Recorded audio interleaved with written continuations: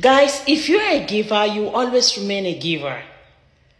And you know one thing about this giving, when you learn how to give, when your spirit tells you you must give, if you have learned the habit of giving, you can never find peace until you give out.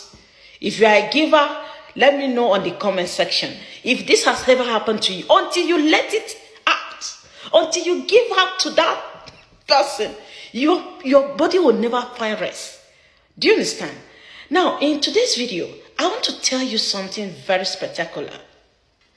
You know, if you are a giver, distance will never be a barrier. See, where I am, it is very difficult to get Nigerian condiments, stuff that makes you to cook that food and you just feel at home. I don't have it. And if you set your eyes on it, Jesus, you spend through your nostrils. For those of you who have spent some of your years across the border, you understand what I'm trying to talk about. Pepper is not just pepper. Egusi is not just egusi. You get my point. You need to get it at the right place. You need to have the taste. You need to feel it. Bitter leaf and all those stuff. You don't get access to those things. And that is why when you get out there, a lot of people keep complaining. I remember when, permit me to call your name here, Odogu Stan. When he came to this place, he was busy complaining. He needed this kind of food from Nigeria. I was watching his video and I was practically laughing. Because to him, he thought everything is just going to be business as usual. It wasn't so. When you go out of your country home, life is not the same. Home is home. You get. Just like when somebody from here gets to Nigeria, to see corn, you get my point, to see corn, chapata is really hard. You won't feel at home. You understand? That strong ugali that you will make you feel at home, you won't get it in Nigeria. So that is what God has made. Every country has got what God has put in place for them to survive. And so, guys, the other day I was just sitting down. Don't forget, we're talking about giving, the spirit of giving. Don't get it twisted. So, guys, the spirit of giving, if it lives in you, you always reach out.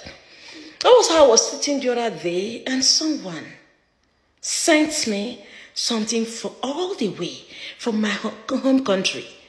Jesus. I felt so happy. I was so excited. I didn't know what to do. How in God's name would I just get this thing? It's very expensive. Here. Lord have mercy. They didn't even look at how much this thing cost them. Nigerians are givers. I'm so proud of my people. Send this thing all the way. She looked for a way to get it to me. See, even if you are in a family, you get, if you come from a family or you are married to a particular place, and they keep on collecting from you, sometimes you feel like, even if it's one cube of Maggi, you want to feel the impact of an in-law. You want to feel the impact of somebody having you at the back of his or her mind. You get.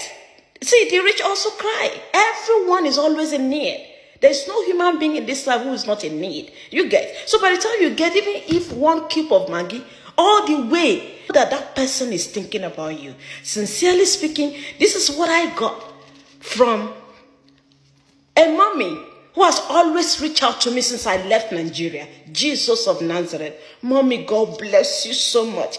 See, when I call her mommy, she wasn't the vehicle that God used to bring me to this world. You get the point?